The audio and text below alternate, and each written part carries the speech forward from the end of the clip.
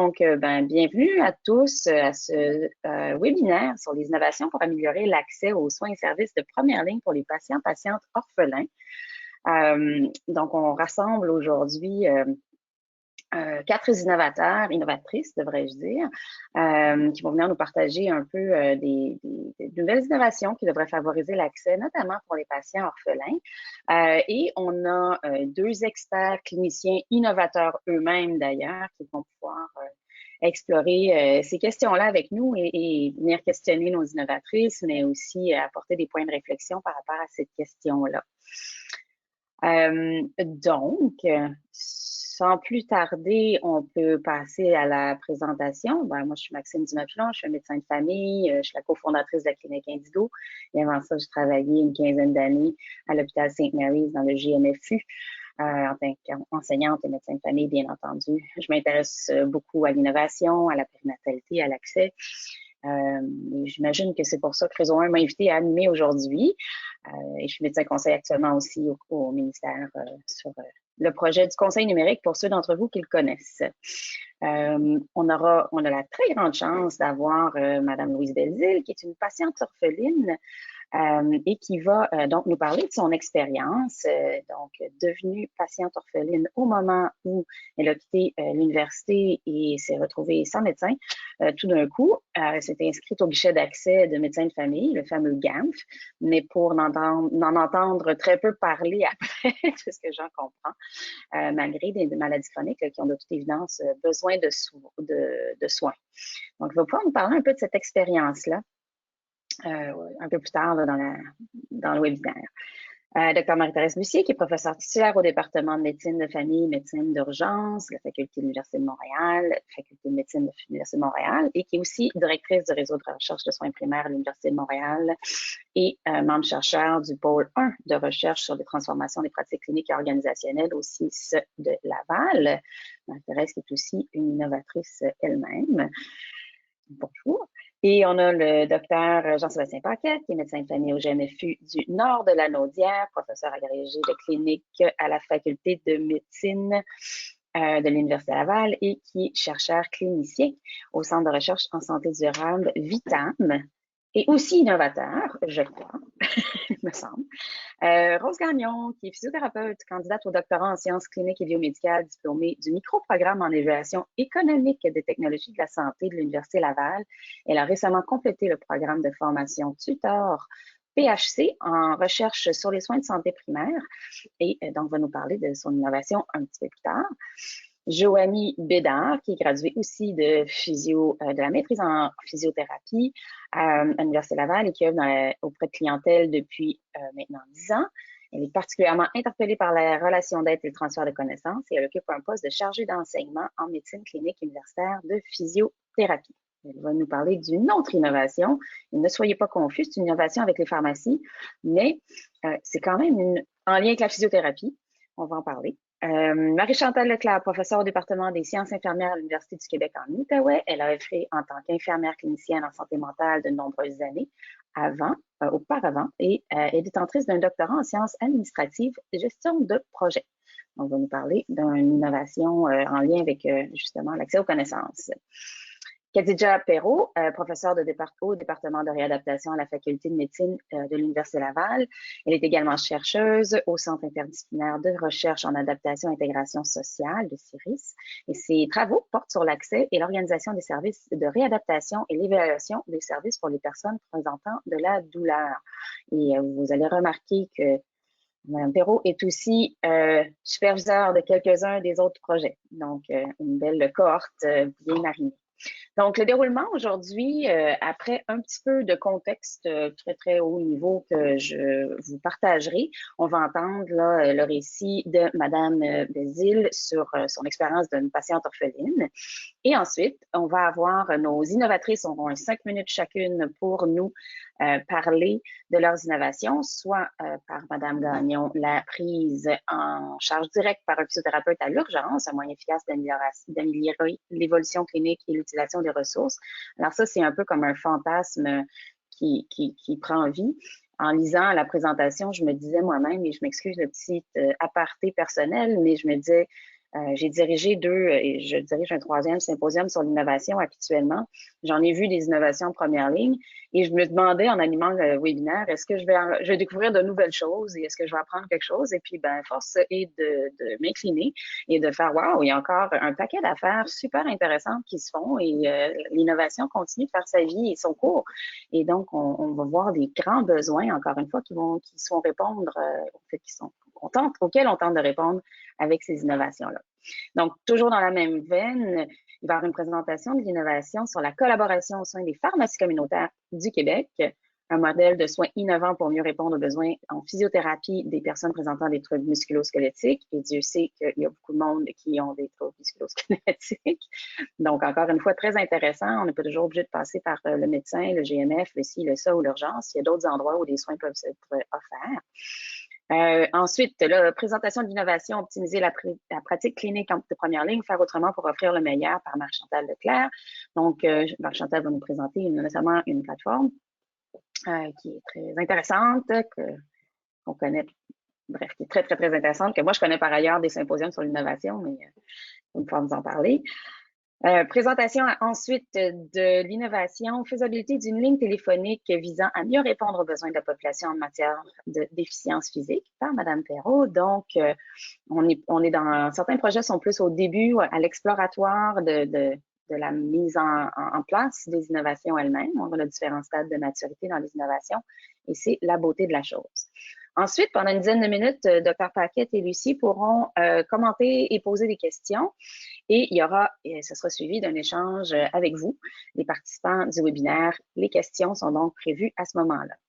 Parlant de questions ou de commentaires, vous pouvez poser vos questions ou faire vos commentaires ou participer à l'échange en levant la main avec la petite main qui est disponible tout simplement.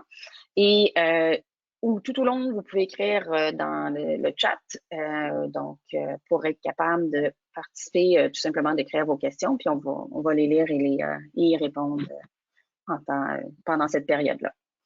Donc, voilà pour le où, quand, quoi, comment. Moi, je vous fais un petit rappel ou survol de contexte historique à très haut niveau et c'est pas mon expertise. Néanmoins, c'est un peu ma compréhension de notre système. Hein. On a un système qui va avoir des enjeux d'accès qui sont nécessairement que j'appellerais inévitable. On a un vieillissement de la population, puis j'aimerais le traduire autrement. On augmente notre espérance de vie, on vit plus longtemps, donc c'est une très belle chose, mais ça vient avec le fait qu'on vit plus longtemps avec des maladies chroniques et donc chacune de ces maladies-là requiert des rendez-vous. On a intégré beaucoup de soins de prévention, mais qui demandent aussi des rendez-vous et ben, on fait ça beaucoup plus longtemps maintenant. Donc, ça crée nécessairement une augmentation de la demande. Je dis souvent en médecine et en santé en général, meilleur on est, pire la situation se retrouve en termes d'accès ou de demande de rendez-vous parce qu'on est de plus en plus longtemps, on vit longtemps. Donc, on vit de plus en plus longtemps et ben ça veut dire qu'on a besoin de plus en plus d'intensité de soins à force d'avancer. Et en parallèle avec ça, si on regarde au cours des 50 dernières années ou même 60, on a une diminution de l'offre au sens où les modèles de soins sont différents. On a donc le modèle de l'homme médecin qui va travailler 100 heures semaine est révolu et donc les médecins, hommes ou femmes, travaillent plutôt des heures de 40, 50, 60 heures, mais pas les 100 heures qu'on avait peut-être il y a, quand je vous dis, quelques années, quelques décennies auparavant. L'organisation de la pratique a été en changement aussi. Donc, on a eu dans nos milieux une valorisation de la santé, de la médecine spécialisée qui faisait que sur les gradués de médecine, la majorité allant en spécialité. Donc, il en restait pas mal moins en première ligne pour faire la prise en charge des patients. Avec tout ça, évidemment, la féminisation de la pratique avec les congés de maternité, les absences, tout ça. Donc, ce sont des modalités importantes qui font que la demande à nombre de têtes égales, même si on a augmenté en fait les admissions en médecine, on a quand même une pression à la hausse sur une disponibilité à la baisse. Donc, évidemment qu'il va y avoir un déficit de rendez-vous. C'est un petit peu attendu. Si on passe à la prochaine diapo, ben ça fait que je crois que les problèmes d'accès pour les patients orphelins, entre autres, en fait, la notion du patient orphelin est un peu le la conséquence ou la suite de certaines des coups de barre qui ont été donnés à différents moments. Donc, encore une fois, je ne suis pas une historienne de la santé. Vous prenez tout ce que je dis là avec un grand grain de sel. Mais néanmoins, là, si on y va à très haut niveau, les années 70, ça pourrait être intéressant d'avoir des centres de santé locaux, proches dans la communauté. Il y a eu un petit problème, c'est que les médecins de famille, les médecins n'ont jamais trop adhéré au modèle, donc le modèle n'a pas tout à fait super bien évolué. Néanmoins, ce sont les années aussi au cours desquelles les résidences en médecine de famille ont été créées. Avant, un médecin de famille était un GP, c'était les internes ou les gens qui arrêtaient, qui ne faisaient pas les spécialités, ben, par défaut, c'était eux. Je crois qu'au niveau de la santé, on a essayé dans les années 90 de faire sortir un peu les soins des hôpitaux pour les mettre en communauté, mais il n'y avait pas nécessairement tant de monde que ça avec le virage ambulatoire pour reprendre la balle au bon dans la communauté. Bref, ça a été fait, mais il y avait des petits défis. Néanmoins, il y avait des activités médicales particulières. Pour ceux d'entre vous qui étaient là, on se souvient que les urgences, à un moment donné, avaient été dégarnies. Il n'y avait pas eu de médecins dans une urgence, puis il avait fallu mettre donc des médecins dans les urgences. Donc, on a sorti les médecins pour leur dire aller mettre des affaires aller travailler dans les urgences et autres activités médicales particulières qui ont été créées dans les années 90. Début 2000, on a vu apparaître les groupes de médecine de famille et je suis certaine que j'en oublie un paquet là, de tous ces changements, mais le groupe de médecine de famille qui revisait encore les pratiques de groupe à rapatrier une inscription du patient auprès d'un médecin pour qu'il puisse dire ça, je m'identifie à cette personne-là, c'est cette personne-là qui est en charge et qui est l'imputabilité de mes soins. Et on a commencé à faire les plans régionaux d'effectifs médicaux, donc de dispatcher les médecins et les traitants à travers la province, en limitant les endroits qui étaient populaires et en créant de la disponibilité dans les endroits où il y avait plus de manque de services et de difficultés.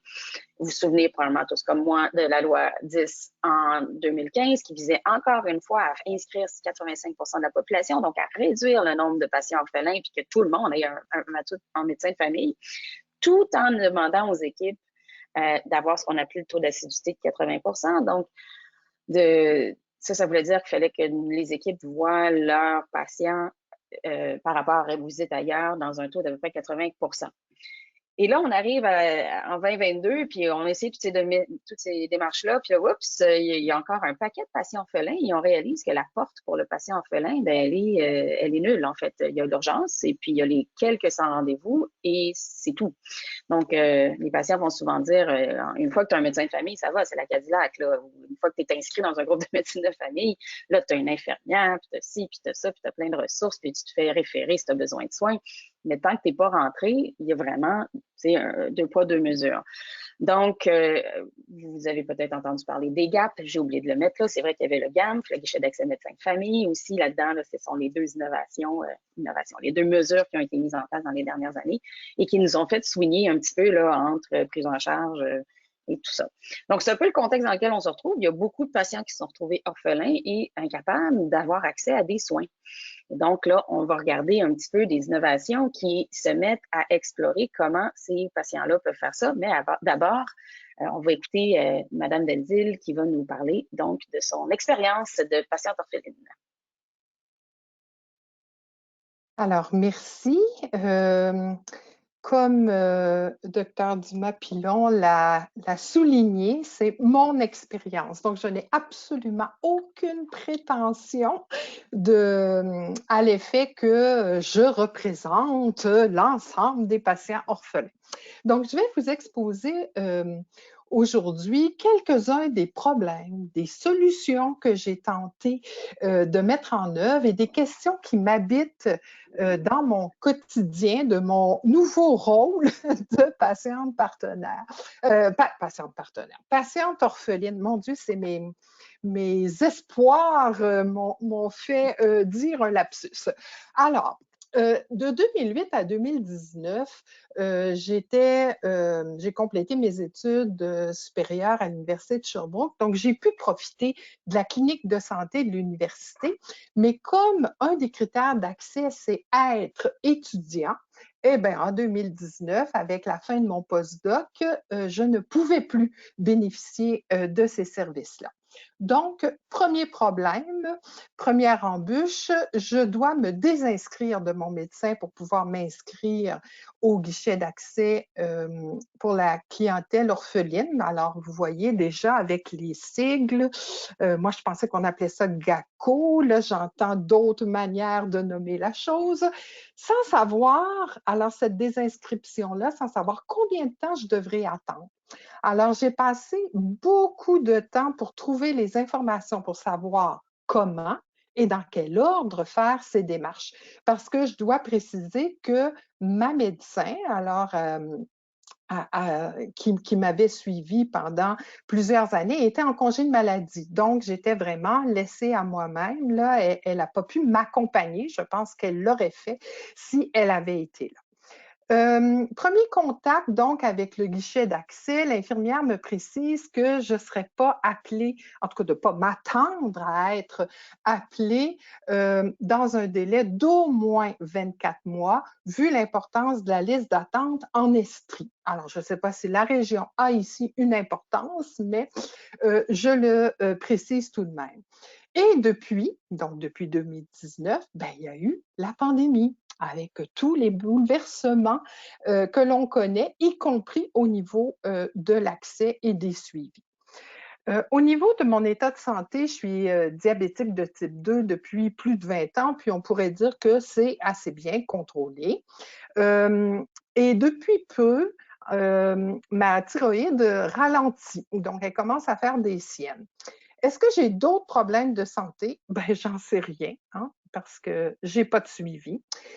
J'ai la chance d'avoir un endocrinologue qui a accepté de poursuivre le suivi. Il avait déjà été interpellé pour une consultation, mais comme je n'avais pas de médecin de famille, il a accepté de poursuivre le suivi annuel parce que si j'avais un médecin de famille, là, il n'y aurait aucune raison qu'il soit encore dans le décor, si je puis m'exprimer ainsi.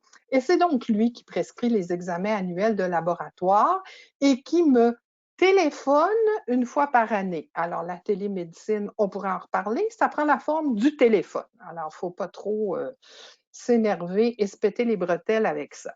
Problème numéro 2, alors j'ai déclaré que j'avais le suivi avec l'endocrino lors de mon inscription au guichet et je pense bien franchement que l'honnêteté ne paie pas ici comme ailleurs. J'ai accès à mon carnet Santé Québec où je peux visualiser les résultats de mes tests diagnostiques 30 jours après les avoir effectués et je peux vous assurer qu'à 29 jours, je n'y ai pas accès. Les résultats de TSH de ma thyroïde sont élevés. L'endocrinologue m'a d'ailleurs prescrit un deuxième test. Je vois bien une icône m'alertant que je suis hors des valeurs de référence, d'où mon problème numéro 3, outre les délais, je ne suis pas en mesure de savoir si cet écart appelle un traitement ou pas. J'ai une indication comme quoi c'est trop élevé. Solution donc envisagée, contacter le spécialiste pour attirer son attention. Il y a beaucoup de choses à gérer. Je me dis, bon, il a pu échapper ça. Alors, le résultat, c'est que c'est sa secrétaire qui m'a téléphoné pour me dire que tout était beau et que l'endocrino me verrait, entre guillemets, en janvier prochain. Deuxième solution que j'ai tenté de mettre de l'avant, donc recourir aux pharmaciens parce que de plus en plus, on comprend qu'ils font plein de choses qu'on ne soupçonnait pas il y a peu de temps. Mais il me dit que comme il n'y a pas eu un traitement d'initié par un médecin, il ne peut pas rien faire. Alors, vous dire que depuis mon inscription au guichet, je n'ai eu aucune relance ni information de ma progression sur la liste d'attente et on m'avait d'ailleurs bien souligné dès le départ que je n'obtiendrais pas ce genre d'informations-là. En fait, aucune idée de la manière dont s'effectue le choix des patients par les médecins. Je crois que cela tient davantage de la loterie que du guichet. Et le nouveau guichet, je termine avec ça, donc le nouveau guichet qu'on nous annonce, j'invite d'ailleurs les innovateurs à aller vérifier la définition de base de ce qu'est un guichet. Ils vont peut-être changer de nom. Alors, quel motif je vais invoquer pour que je puisse avoir un médecin de famille? Il faudrait que j'ai un problème. J'en ai pas de problème aigu en ce moment. À qui est-ce qu'on va me référer? Combien d'autres professionnels de la santé je vais devoir rencontrer sans que cela réponde à mon besoin de suivi, de continuité, de cohérence des soins et de prise en charge globale?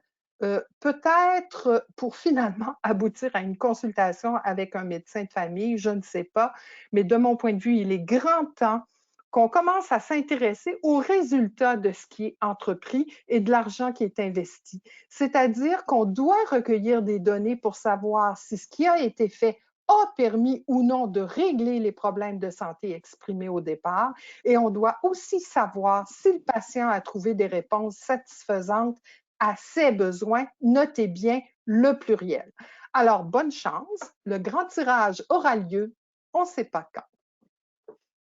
Merci beaucoup, Madame Delzile. C'est en effet toujours des histoires qui viennent nous chercher parce qu'en effet, la vôtre est quand même pas si mal au sens. Vous avez quand même au moins un médecin qui vous suit, mais on en connaît beaucoup qui n'en ont pas peu.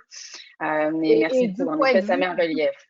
Du point de vue des finances publiques, je suis très consciente que ce n'est pas une bonne solution, mais je n'en ai pas d'autre. En effet. Excellent. Eh bien, sur ce témoignage qui nous illustre bien nos problématiques, on va entendre parler maintenant Madame Gagnon de la prise en charge directe par un physiothérapeute. Rose, allez-y.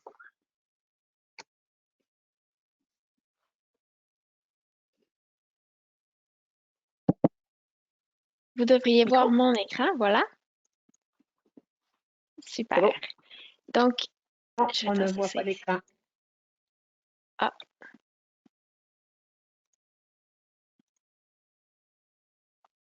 Est-ce que vous le voyez maintenant?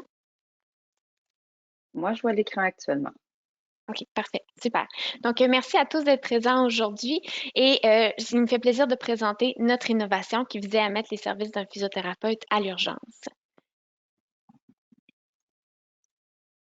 Donc, cette innovation ne s'est pas réalisée seule, donc j'aimerais remercier l'apport incroyable de notre équipe de recherche que vous pouvez voir sur cette diapositive ici.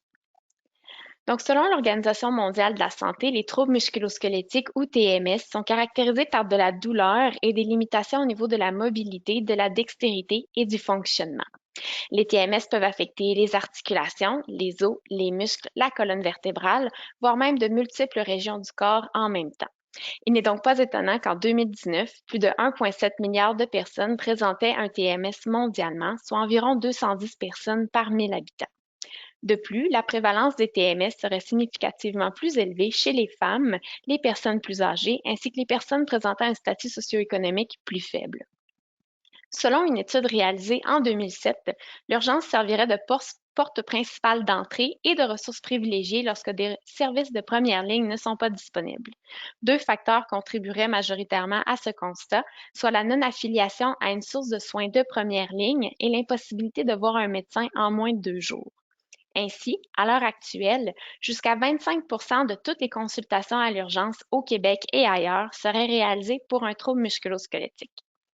Donc, les objectifs de notre innovation étaient d'offrir une prise en charge par le bon professionnel au bon moment, d'optimiser l'utilisation des services et des ressources du système de santé, de contribuer à atteindre les objectifs du ministère de la Santé et des Services sociaux vis-à-vis la durée du séjour à l'urgence et enfin de mieux répondre aux besoins des personnes présentant un trouble musculo-squelettique à l'urgence.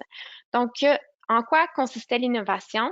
Lorsque le patient se présentait à l'urgence, il était tout d'abord trié par l'infirmière et était par la suite pris en charge par un physiothérapeute de premier contact en mode triage. Donc, pourquoi premier contact? C'est que c'était un physiothérapeute qui prenait en charge le patient immédiatement suite au triage de l'infirmière. Lors de sa prise en charge, le physiothérapeute réalisait une évaluation subjective et objective brève à visée diagnostique et pouvait par la suite réaliser de brèves interventions comme la recommandation de médication, la recommandation d'imagerie, la prescription d'exercices thérapeutiques adaptés, la réalisation de mobilisation ou la prescription d'aide technique adaptée. Pourquoi est-ce qu'on parle de mode triage ici? En fait, c'est que le physiothérapeute, le but de sa prise en charge était d'outiller le patient vis-à-vis sa condition et de le référer aux meilleures ressources possibles et non pas d'offrir une prise en charge complète. Donc, afin d'évaluer notre innovation en contexte réel, nous avons réalisé un projet pilote qui visait à évaluer un modèle d'intégration d'un physiothérapeute à l'urgence chez des personnes présentant un trouble musculo-squelettique sur l'évolution clinique des patients à 1 et 3 mois, donc au niveau de la douleur, de l'interférence de la douleur, des taux d'hospitalisation et de reconsultation à l'urgence, et également sur l'utilisation des services et ressources à l'urgence et après 1 et 3 mois, notamment sur le nombre et le type d'interventions reçues, de tests d'imagerie prescrits et de professionnels de la santé consultés. Donc, pour ce faire, nous avons réalisé un essai clinique randomisé de septembre 2018 à mars 2019, où les participants qui étaient éligibles étaient randomisés dans un des deux groupes, soit un groupe contrôle où il était pris en charge uniquement par l'urgentologue, ou un groupe intervention, le groupe physiothérapeute, où il était pris en charge directement par un physiothérapeute et recevait par la suite son congé par l'urgentologue. Donc, on a obtenu plusieurs résultats très intéressants suite à notre projet pilote. Donc, lors du séjour à l'urgence, les participants vus par le physiothérapeute s'étaient vus recommander significativement moins d'imagerie et de médication d'ordonnance, mais significativement plus de médication en vente libre et de consultation avec un autre professionnel de la santé ou médecin. Les participants du groupe physiothérapeute présentaient également un niveau de satisfaction patient face aux soins reçus significativement plus élevé que ceux du groupe contrôle. Après un mois, les participants du groupe physiothérapeute avaient reconsulté significativement moins souvent à l'urgence pour le même problème et avaient consommé significativement moins de médications d'ordonnance, dont des opioïdes, que ceux du groupe contrôle.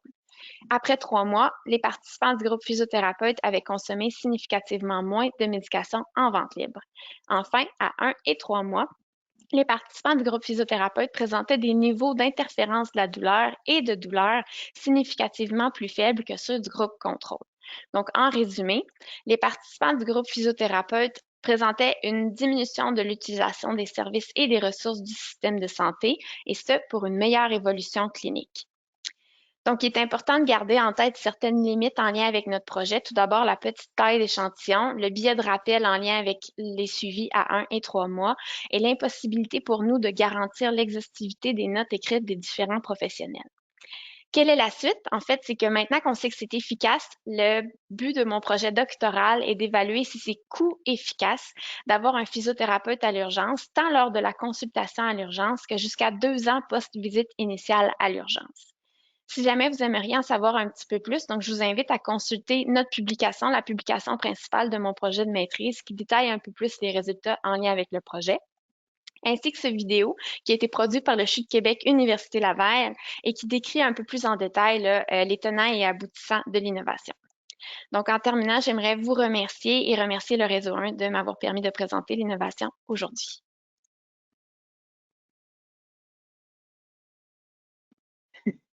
J'ai oublié de me démuter. Merci beaucoup, Rose Gagnon. C'était une innovation très intéressante, vraiment très prometteuse.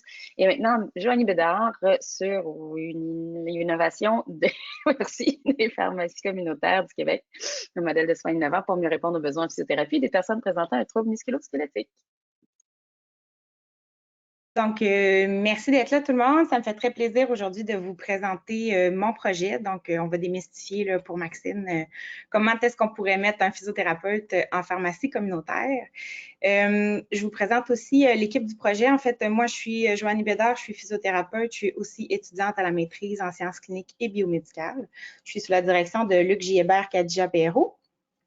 Notre équipe de projet, en fait, est constituée de chercheurs et de cliniciens des domaines de la physiothérapie et de la pharmacie. Donc, vous pouvez les voir à l'écran. Donc, pour ce qui est du contexte de l'étude, en fait, merci Rose d'avoir fait une si bonne introduction là, au niveau des TMS. C'est aussi ce qui nous a amené, nous, à la présente innovation. Donc, l'importante prévalence des troubles musculo-squelettiques et leurs conséquences sur la population. Donc, on est parti de la prémisse que les interventions en physiothérapie sont reconnues efficaces pour les troubles musculo-squelettiques, mais actuellement, l'accès est très restreint au Québec. Donc, dans le système de santé publique, les programmes sont de plus en plus restreints. Puis pour ce qui est de l'accès en clinique privée, par exemple, bien, les gens sont souvent limités par leur situation financière. On sait aussi que les pharmacies communautaires sont un lieu d'accès aux services de santé en première ligne et en proximité. Donc, les pharmacies communautaires sont ouvertes sur de grandes heures, sont ouvertes 7 jours sur 7. Tout le monde a une pharmacie dans son quartier. Donc, on s'est dit, pourquoi ne pas tout mettre ça ensemble et élaborer des collaborations en première ligne avec les physiothérapeutes, mais en contexte de pharmacie communautaire. Comment est-ce qu'on pense que notre initiative pourrait répondre à la problématique des patients et patientes orphelins et orphelines? On pense que ça pourrait permettre l'optimisation des rôles complémentaires des professionnels en première ligne, bonifier aussi la collaboration entre ces professionnels-là pour des patients communs qui présentent des conditions musculo-squelettiques. Ça permettrait d'aménager une offre de proximité directement dans la communauté. Nous, notre offre de service, en fait, elle vise les populations qui sont en situation de vulnérabilité sociale et financière, qui n'ont pas accès aux services de physiothérapie d'aucune autre façon. Et on pense aussi que ce projet-là pourrait répondre à l'objectif du bon professionnel au bon moment pour diminuer la demande auprès des médecins en première ligne. C'est-à-dire que, en fait, si les gens avaient l'opportunité de rencontrer un physiothérapeute en même temps qu'ils consultent leur pharmacien, on pense que plusieurs personnes n'auraient pas besoin de se rendre après ça là, en clinique, en sans rendez-vous ou même à l'urgence pour leur TMS. Comment est-ce qu'on veut faire ça? Bien, actuellement, on est à l'étape d'évaluer, d'explorer la faisabilité et l'acceptabilité d'un tel projet. Donc, mon projet de maîtrise s'inscrit en 2 volets. Le premier volet a été réalisé à l'été 2021. Ça a pris la forme d'une enquête descriptive, qui est un sondage en ligne qu'on a envoyé et diffusé à tous les pharmaciens communautaires du Québec via leur ordre professionnel ainsi que leurs associations professionnelles. On a eu 69 répondants, c'est quand même un petit échantillon, donc ça nous a poussé à développer le 2e volet du projet, qui est des groupes de discussion et des entrevues individuelles, dans lesquelles on discute avec des pharmaciens et des professionnels de la physiothérapie. Cette partie du projet-là est actuellement en cours. Donc, on a déjà discuté avec des gens qui ont déjà fait des initiatives antérieures de collaboration en pharmacie communautaire. On a aussi discuté avec des acteurs clés là, qui n'ont jamais participé à des initiatives antérieures, mais qui avaient des choses à dire sur le sujet. Et on est en train de parler actuellement avec des représentants d'ordre et d'associations professionnelles des 2 professions. Pour ce qui est des poursuites et retombées possibles de l'innovation, bien actuellement, on essaie de maximiser la phase de diffusion des résultats du transfert des connaissances dans différentes activités professionnelles, donc comme celle d'aujourd'hui. On voudrait donner une vitrine à l'expertise complémentaire des pharmaciens et des physiothérapeutes pour la prise en charge des personnes présentant des troubles musculo-squelettiques. On aimerait aussi être en mesure de proposer un modèle de collaboration pragmatique qui serait défini en fonction des besoins identifiés et des contraintes du système de santé actuel. Et tout ça pourrait mener à la mise sur pied de projets pilotes dans le futur. Donc, si jamais vous voulez plus d'informations sur le sujet, vous pouvez m'écrire directement. Merci pour votre écoute. Hyper intéressant. Donc, tous ces projets-là, en effet, qui sont musique à nos oreilles de l'idée que nos patients et que la population puisse avoir accès à tous ces soins sans avoir un accès aux médecins en soi, c'est très, très inspirant. Maintenant, on va passer la parole à Marc-Chantal Leclerc qui va nous parler de l'optimisation de la pratique clinique de première ligne. Merci beaucoup. Alors, bonjour à toutes, bonjour à tous. Je suis extrêmement heureuse d'être parmi vous pour discuter de l'optimisation de la pratique clinique de première ligne, c'est-à-dire de faire autrement pour offrir le meilleur. Je tiens à remercier l'équipe de Réseau 1 pour cette belle opportunité. Alors, si nous sommes ici aujourd'hui, c'est qu'il existe un certain nombre d'enjeux qui sont associés à la pratique des médecins de famille en première ligne. Donc, ces enjeux portent malheureusement atteinte à l'accessibilité des soins et des services.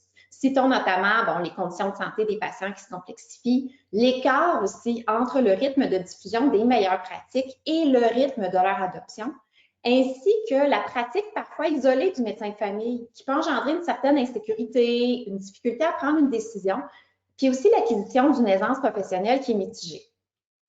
Alors, afin de faire autrement pour offrir le meilleur, il devient pertinent d'explorer une perspective différente. Alors, l'innovation dont il est question aujourd'hui propose la mise en œuvre d'une communauté de pratiques virtuelle qui permet la coordination des efforts de mise à jour des connaissances, favorisant ainsi une pratique basée sur les meilleures données probantes et recommandations. Et qui dit virtuel, dit soutien technologique. Alors, souvent perçu comme étant une panacée à tous les problèmes, les études démontrent que les technologies doivent s'intégrer le plus possible au processus clinique du professionnel et assurer un accès en temps réel à toute la connaissance. Alors, la plateforme Wiki évoluée, nommée SecMed, dont il est question, fut conçue pour répondre spécifiquement aux besoins des professionnels. Alors, vous pouvez constater que les meilleures pratiques sous forme de gabarits sont disponibles directement dans le processus clinique. À la source de ces gabarits se trouvent des ressources documentaires qui sont créées, qui peuvent être modifiées et puis ensuite partagées par les professionnels eux-mêmes ou encore par des personnes ressources identifiées par la communauté de pratique. Les directives organisationnelles reconnues sont également aisément accessibles et surtout facilement repérables pour les professionnels. Vous voyez les petits logos qui sont là. Un moteur de recherche ontologique peut guider et aussi raffiner l'évaluation clinique du professionnel en lui suggérant des ressources complémentaires et associées. Et puis pour terminer, les recommandations peuvent être directement insérées dans les ressources documentaires dans un souci d'assurer la pertinence de l'intervention. On voit ici l'exemple avec une recommandation de choisir avec soin. Alors, les gabarits complétés se transforment en notes évolutives et insérés dans un dossier médical électronique. Notons également que la plateforme appuie le professionnel dans son processus sans porter préjudice à son jugement clinique. Donc, en situation atypique, le professionnel est libre de décider, d'intervenir, puis aussi de documenter selon ses observations. Alors, dans le cadre d'un projet de recherche mené en milieu hospitalier gériatrique, la migration vers une organisation du travail en communauté de pratique virtuelle, supportée par la plateforme Wiki évoluée SecMed, fut très bien accueillie et généra une très grande valeur. En effet, la qualité, l'efficience, mais aussi la pertinence des soins et des services fut grandement bonifiée. D'un côté d'avantages humains, un gain important de confiance professionnelle et de reconnaissance à la fois de son propre champ de pratique et de celui des collègues soulevés. Si on vient au contexte des médecins de famille en première ligne, une telle innovation pourrait améliorer la qualité des interventions, de la relation avec le patient et de ses proches, puis aussi de la gestion du temps, en évitant les visites répétées, les insatisfactions, puis aussi les complications. De plus, l'innovation en question devient un outil technologique non seulement au service des médecins de famille, mais tout à fait cohérent avec ses valeurs intrinsèques, c'est-à-dire de promouvoir la santé de la population. Et puis pour terminer, l'innovation peut rehausser le sentiment de confiance en soi, de compétence et aussi d'aisance. Le médecin de famille en première ligne n'est plus tout seul, il est accompagné d'une communauté de pratique. Un impact au niveau de l'accessibilité aux soins et services pourrait définitivement se faire ressentir. Alors, je vous remercie énormément de votre écoute et de votre attention. Je tiens également à transmettre un remerciement spécial à Dr. Sylvain Croteau. Et puis, si vous souhaitez continuer la conversation, n'hésitez pas à communiquer avec moi-même ou ma directrice de thèse, qui est désormais ma collègue, Véronique Nabilsi, qui est tout autant engagée dans ce beau projet. Je vous remercie beaucoup. Merci beaucoup, Mme Leclerc. C'est en effet un très beau projet et une très belle technologie pour la connaître par ailleurs. Et je suis impressionnée de votre respect du temps qui fonctionne très bien. Donc, on va passer maintenant avec Mme Khadija Perrault qui va nous parler de la faisabilité d'une ligne téléphonique visant à mieux répondre aux besoins de la population en matière de déficience physique. Bonjour, vous m'entendez bien? J'imagine que oui.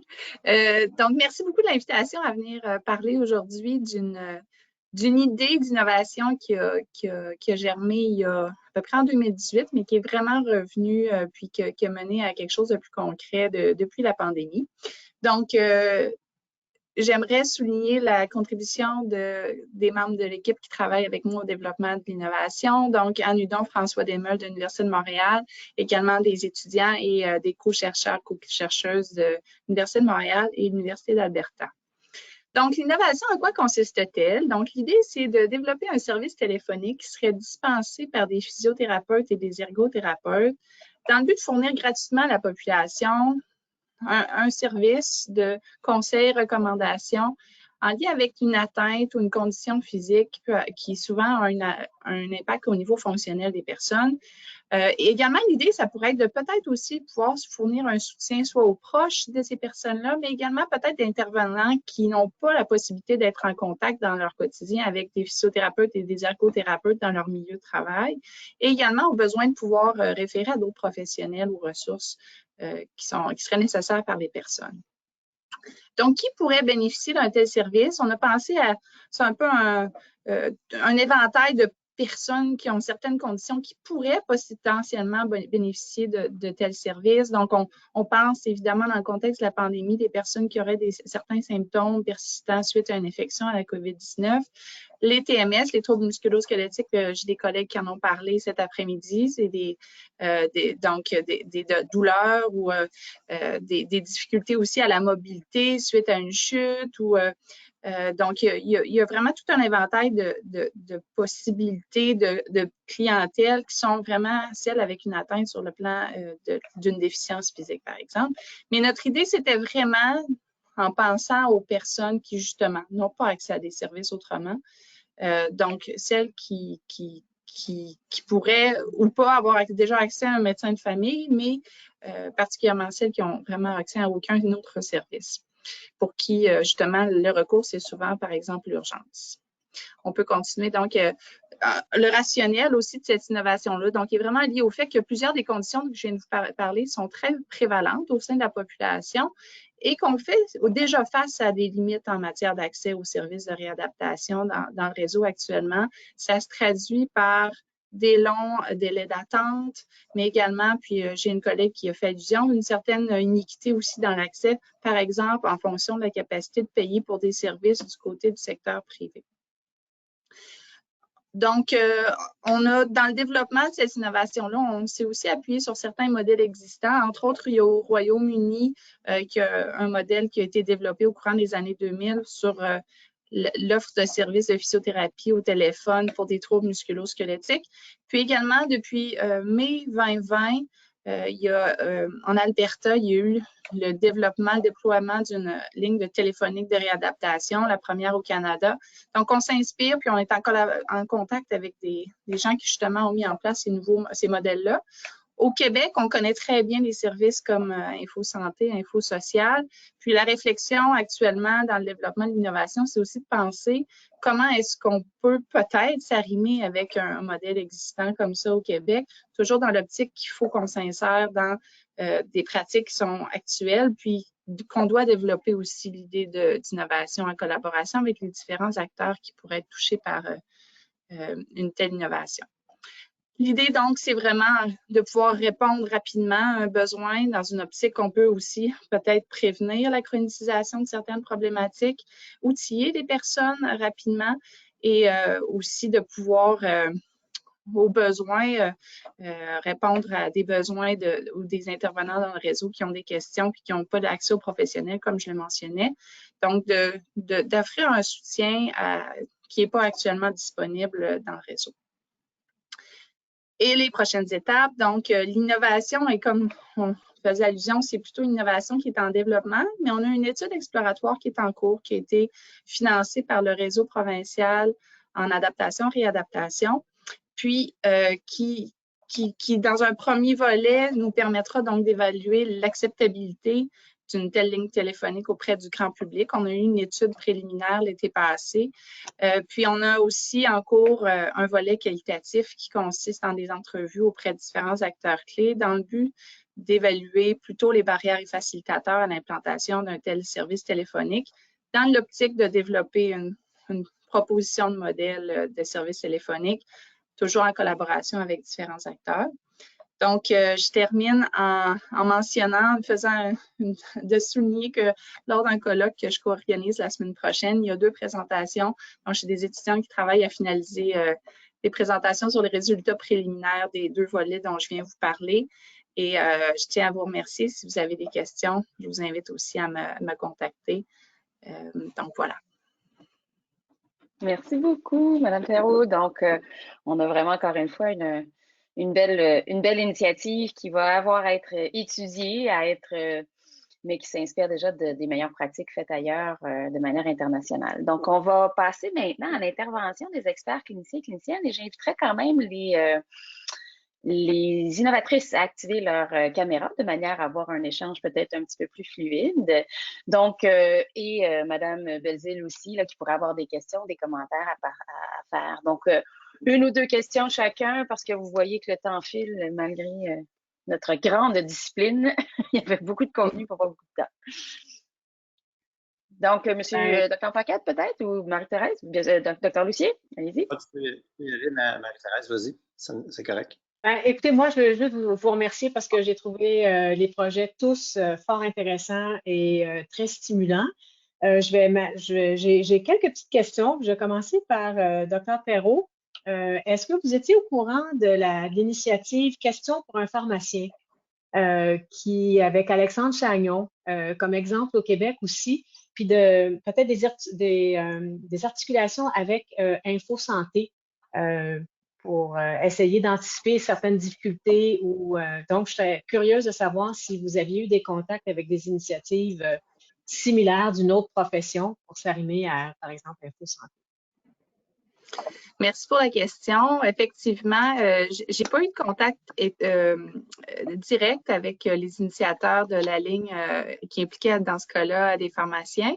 J'en ai entendu parler, puis les échanges aussi que j'ai eus je dirais qu'Info Santé, l'idée de peut-être se coordonner est venue à la base de l'observation aussi qu'il y avait quand même un certain nombre il y avait, bien que les chiffres qu'on nous a dit ne sont pas tout à fait les plus précis, mais il y a quand même un haut niveau, un grand nombre d'appels qui se font à Info Santé, par exemple pour des troubles musculo-squelettiques. D'autres exemples qu'on a entendus, c'est aussi, par exemple, des préposés aux bénéficiaires en CHSLD ou en résidence personnes âgées qui ont des questions, qui n'ont pas accès à ces ressources de réadaptation-là, qui vont aussi appeler Info Santé. Donc, c'est différentes conversations qui nous ont amené à dire est-ce qu'il n'y aurait pas une articulation qui pourrait se faire. Nos conversations avec des acteurs qui travaillent auprès d'Info Santé actuellement disent qu'il y aurait un rationnel aussi à peut-être ouvrir à d'autres services professionnels que principalement basés sur les services des infirmiers et infirmières. Donc, c'est une conversation, puis ça fait partie des acteurs avec qui on est en communication pour justement développer, parce que notre vision à nous de ce projet-là, c'est que ça doit se faire de façon intégrée avec les ressources existantes. On ne peut pas développer quelque chose de notre côté comme chercheur. Il faut vraiment que ce soit un projet intégré dans l'organisation des services actuellement. Merci. J'aurais 1 million d'autres questions, mais je vais réserver une autre question, puis ensuite je passe la parole à Jean-Sébastien. Puis ce serait, je pense, est-ce que c'est Joanie qui nous a présenté notre physio en pharmacie? Hein? Alors là, un peu comme Maxime, c'est parce que je suis une vieille médecin de famille, là ça sortait de mon cadre. Mais ma question principale, c'est que vous ciblez une population vulnérable, qui n'a pas, probablement vulnérable du point de vue, entre autres, financier, puis qui n'a pas accès. Avez-vous réfléchi, je sais que vous êtes aux premières étapes, mais avez-vous réfléchi sur comment ça va être identifié? Comment cette vulnérabilité va être identifiée dans une conversation entre le pharmacien, par exemple, qui reçoit au poste là, où on va dire bonjour au pharmacien, puis on dit pourquoi on vient.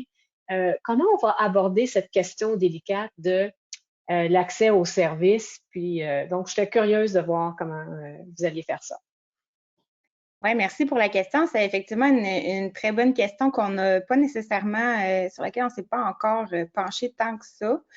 On sait que les pharmaciens ont quand même, bon, quand ils ouvrent le dossier patient, ils voient s'il y a une carte d'assurance au dossier. Donc, déjà là, ça peut donner une idée quand même si le patient a une certaine forme d'assurance. Après ça, les plans d'assurance sont très variables d'une compagnie à l'autre, mais déjà, ça pourrait être une façon peut-être d'identifier si les médicaments sont remboursés, par exemple, pour la RAMQ, bien, par la RAMQ, ça donne déjà une idée là, que le patient n'a peut-être pas les assurances pour avoir accès aux physiothérapeutes en clinique privée par la suite. Là. Merci beaucoup pour la question. Puis une qui se donne. Puis Jean-Sébastien, je vais être très vite parce que c'est sûr ça va toucher à la personne qui a fait physiothérapie à l'urgence aussi, puis qui est très avancée dans son protocole. Madame Gagnon, je pense, c'est ça, physio à l'urgence. C'est quoi la différence de clientèle que vous anticipez entre ceux qui vont aller voir le pharmacien pour leurs troubles musculo-squelettiques versus la personne qui va prendre ses pieds et s'en aller à l'urgence en se disant qu'ils vont peut-être attendre 12 heures? Avez-vous réfléchi aux différentes clientèles que ces deux initiatives-là vont répondre, auxquelles ces deux initiatives vont répondre? C'est une très bonne question. Si tu veux, Joanie, je vais commencer puis tu pourras compléter, là.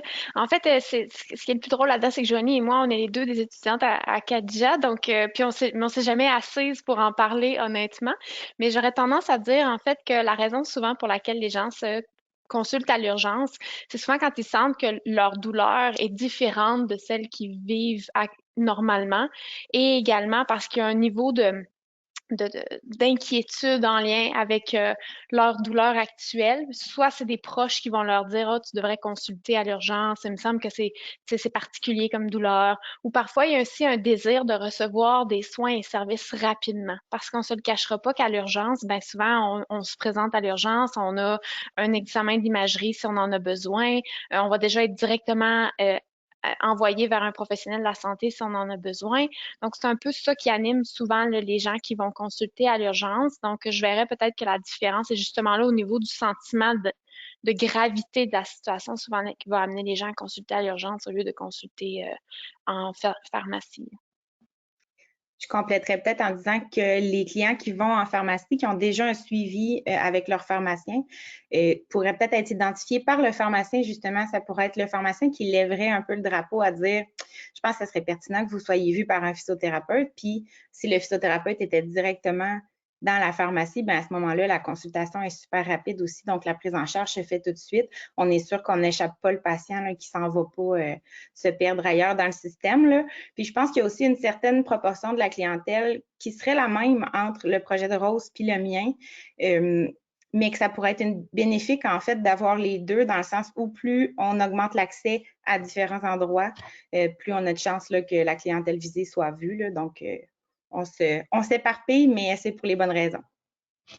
Puis au final, il faut garder en tête aussi que, oh pardon, je voulais juste rajouter, il faut garder en tête aussi que le but, c'est de sortir ces patients-là de l'urgence, de les faire voir dans la communauté parce qu'on ne veut pas nécessairement qu'ils aient à se rendre à l'urgence.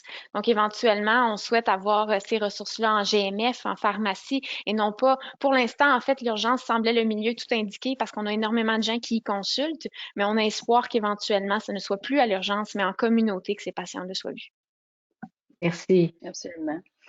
Le docteur Paquette, peut-être une question et ensuite, je vais juste inviter les participants si vous avez une question. Là, on aura peut-être du temps pour une petite question venant des participants. Donc, pas hésiter à l'écrire vos questions dans la section questions s'il y en a. La parole à vous, docteur Paquette. Merci. Moi, j'ai beaucoup de questions comme Marie-Thérèse, donc je vais en choisir une. Puis, juste une petite mise en contexte très rapide, là.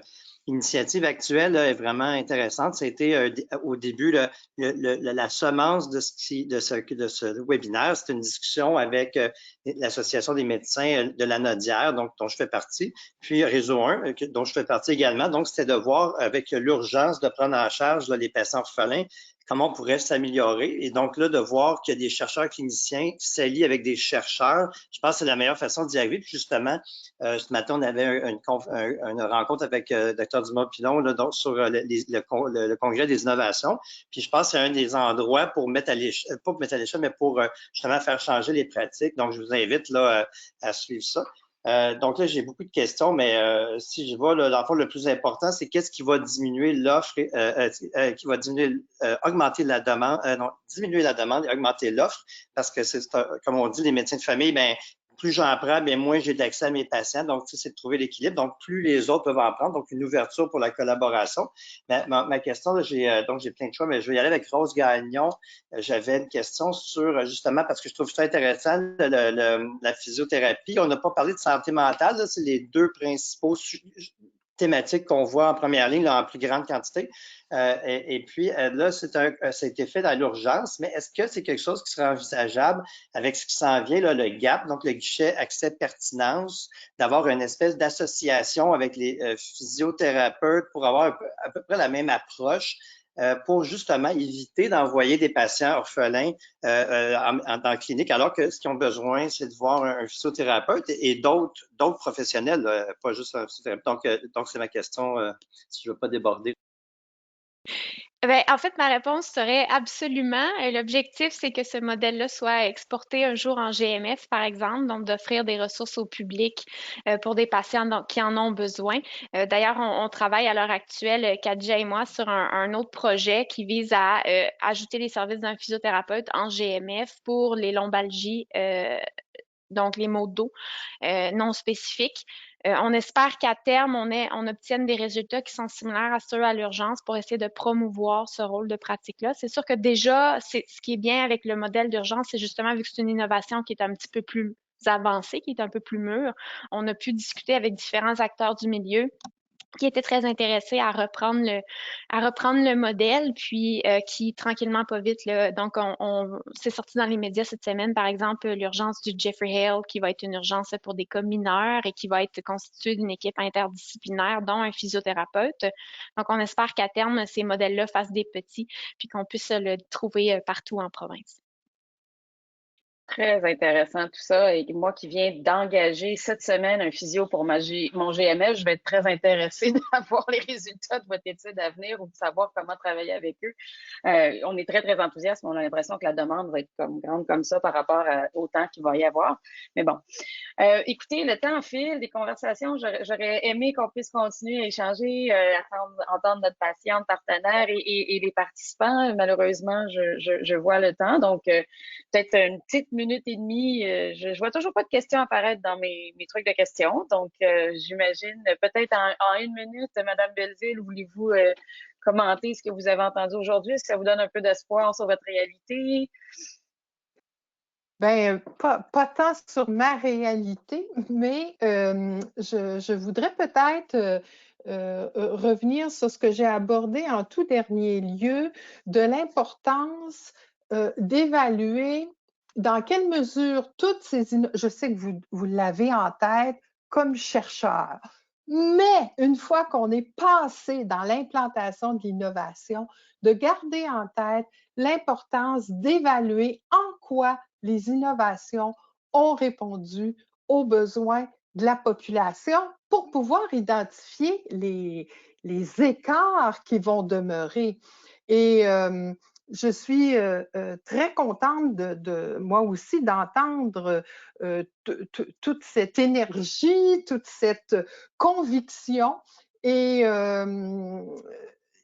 c'est bien de développer des choses qui vont permettre de répondre à ceux pour qui le médecin n'est peut-être pas le professionnel requis à un moment X, mais on n'a toujours pas réglé le problème de ceux et celles pour qui c'est le médecin qui doit être la ressource à mobiliser. Voilà.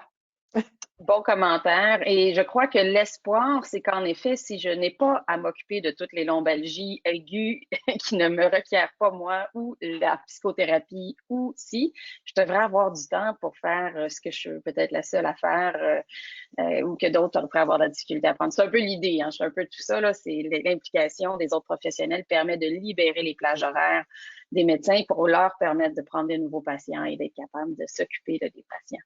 Eh bien, sur ces paroles fort intéressantes, le Réseau 1 nous a offert en effet une petite publicité très gentiment dans nos collaborations. Donc, simplement pour vous indiquer qu'en effet, le Collège des Québécois et des médecins de famille organise son 3e symposium sur l'innovation le 3 juin.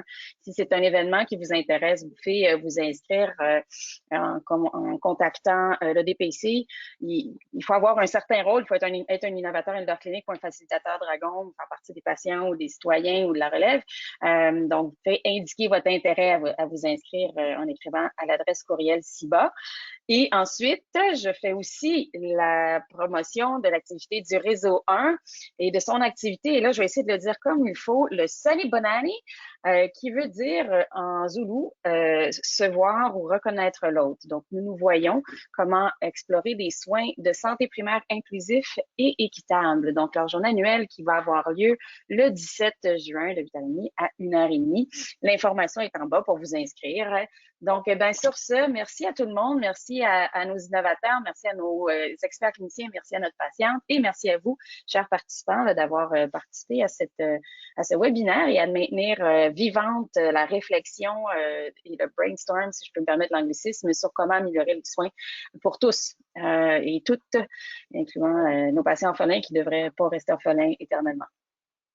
Merci, je vous souhaite un beau week-end et profitez-en bien. Merci à vous.